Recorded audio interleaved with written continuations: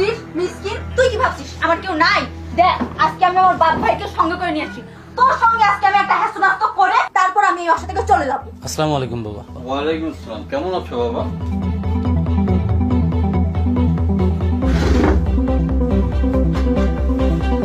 বাবাজি, কি হয়েছে তোমাদের দুজনের মধ্যে? আমাকে 2-4 দিন পর পর এখানে আসতে হয়, কি সমস্যা তোমাদের বলো তো আমাকে। হ্যাঁ ভাই, বাবা তো ঠিকই বলছে। আপনি কি মানুষ না?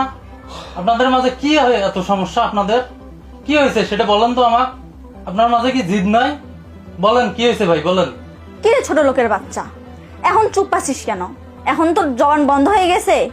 আমার বাপ ভাইকে দেখে এখন ভয় পাইছিস?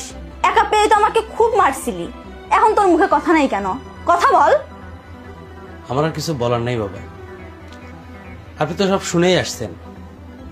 আপনার মেয়ে কি আপনাকে কিছু বলে নাই? অবশ্যই বলছে। এখন আপনারা যেহেতু আসছেন, আপনাদের যা ভালো হয় আপনারা সেটাই করে যাবেন। দেখলেন তো আপনাদের সামনেই আপনার মেয়ে কোন ভাষায় কথা বলে আমার সাথে। এটা শোনার পরে আর আমার কিছু বলার থাকবে না বাবা। আপনি গুরুজন, আমার তো বাবা নাই, আপনাকেই তো বাবার মতো করে জানি। তো আপনার যেটা ভালো হয় আপনি সেটাই করবেন। বাবা বাবা, ভালোই তো অভিনয় করিস। আমার বাবা এখন তোর বাবা হয়ে গেল। ফকিরের বাচ্চা, চামারের বাচ্চা, অমানুষের বাচ্চা।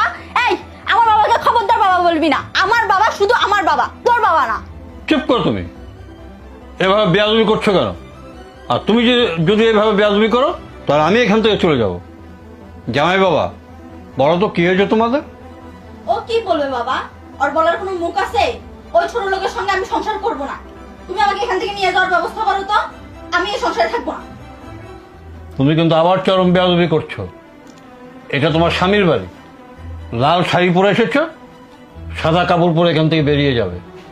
এর বেশি যদি কিছু হয় আমি তোমাকে এক মুহূর্তের জন্য আমার বাড়িতে তোমাকে নিয়ে যাবো না। হ্যাঁ বাবা জামাই, তুমি বলো তো এবার কি হয়েছে? বিষয়টা খুব গুরুতর নয় বাবা, কিন্তু আপনার মেয়ে যেভাবে রিয়াকশন দিচ্ছে, আমার সঙ্গে ব্যবহার করতেছে, তাতে ওর কাছে এটা অনেক বড় ব্যাপার। আপনার মেয়েকে বিয়ে করার পর থেকে আমি একটা দিনও ওর কাছে শান্তি মতো কোনো কথা বলতে পারি নাই। সবসময়ের জন্য শুধু খোটা, অমুকের এটা হয়েছে, ওর হাজব্যান্ড এটা করছে, ওর বউ এখানে ঘুরতে গেছে, আজকে এত দামি গহনা পড়ছে। এই খোটাগুলোই সবসময় আমাকে দিয়ে আসতো। আপনি তো জানেন আমি ছোট্ট একটা বিজনেস করি, ওইখান থেকে যা রোজগার হয় সেটা দিয়েই সংসার চালাই।